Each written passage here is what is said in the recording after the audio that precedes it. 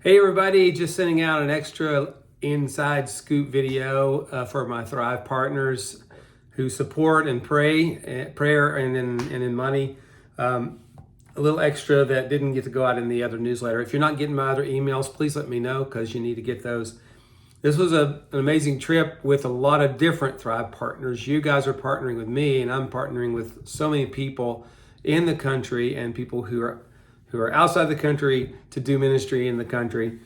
So I just wanted to show you a few extra things here. This, of course, is our Kenya team. This is Alois and Yuri and Olga and me next to Lake Victoria.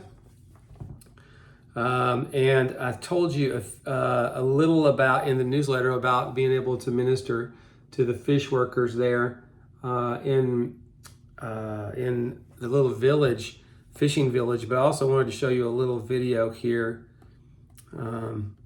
so you can see what's going on. This is us on the shore there, and they're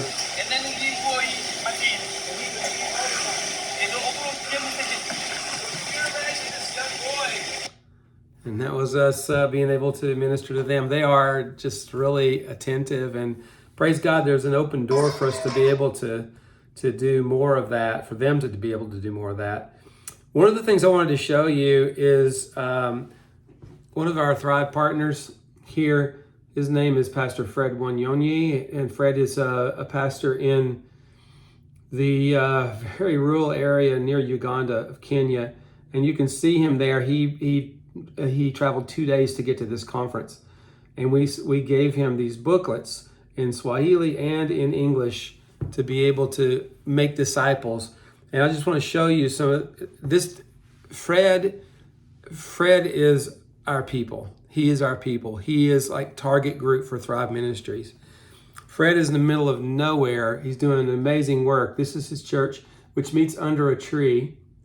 3 years ago, he came to this conference in Mbita that Thrive was a part of, and he received some discipleship materials from Capstone Ministries, and he began to use those. He has taken an entire class through 4 modules. This is a lot of training.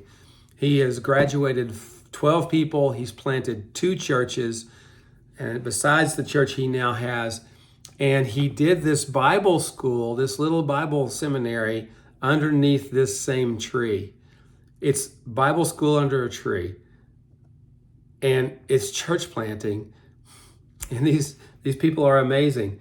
Fred now has a tree. Beside the tree, he now has a very small building that they've built. So they now have a little headquarters for their church, and also that's their Bible school as well. So what we did there in Kenya was pretty amazing. But when we stepped over into Tanzania, of course, this is the church there in Kiria.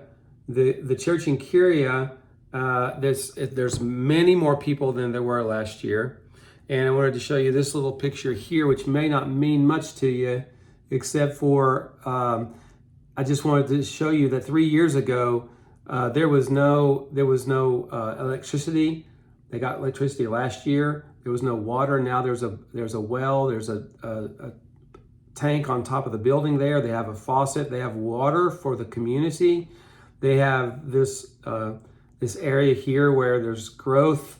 They're actually doing some gardening there, and we've bought a total of 8 acres for them to do gardening on. This building over here, it houses the well, but also 2 milling machines that we're going to be able to, they will very soon be operational. They'll be able to mill corn and process rice there. It's incredible. All this has happened in the last 3 years with the help of Trinity Community Church and Thrive Ministries. So praise God. We also handed out altogether about 1,000 of those Make Disciple booklets, 500 in Kenya, 500 in Tanzania. So that was amazing. One of the pastors that came to the conference is a Lutheran pastor, and this is him, and this is his church in the background. And so it's very unusual. First time I've ever been in a bush church where they did liturgy, literal Lutheran liturgy from the book. and they also did Maasai singing. So it was pretty crazy. I think I have a little video of when I walked up to this church. Let's see if I can find it.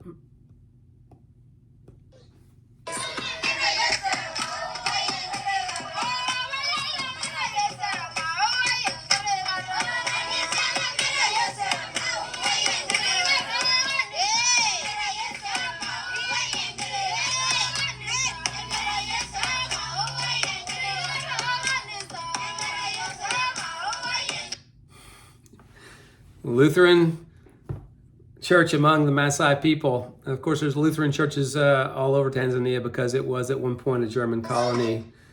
So it's beautiful. We also, of course, met with and did some extensive work with the pastor and his wife there. This is Pastor Matthias and Beatrice.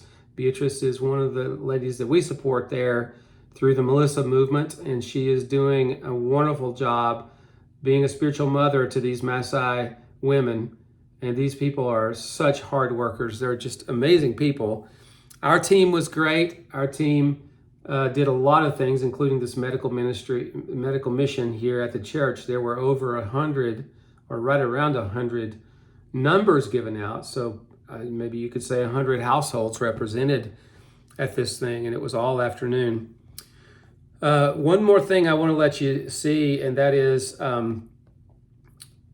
something very beautiful. I was